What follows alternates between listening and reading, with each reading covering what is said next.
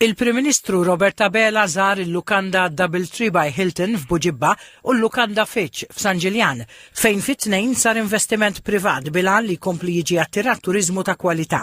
Il-Prim Ministru Abela nota kif investimenti bħal dawn juru l-fiduċja li l-investituri għandhom f'Malta fl-ekonomija tagħha u fil-futur tas-settur turistiku.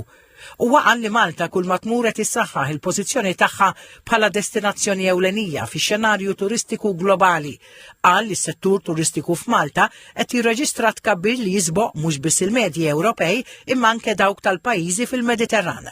Semma kif dan is-suċċess huwa riżultat ta' għażliet u strateġiji ċari u implementazzjoni ta' bosta inizjattivi ambizzjużi, il-koll immirati lejn tkabbir ekonomiku sostenibbli. Il-Prim Ministru rimarka kif il-Viżjoni Malta 2050 qed ħares lejn settur turistiku ibbażat dejjem aktar fuq il-kwalità aktar mill-kwantità. Il-Prim Ministru Abela nota b'sodisfazzjon kif matul ix-xahar ta' Mejju mhux biss żdiedu n-numri ta' turisti li żaru pajjiżna iżda żdiedet ukoll in-nefqa meta mqabbla mal-istess perjodu s-sena l-oħra.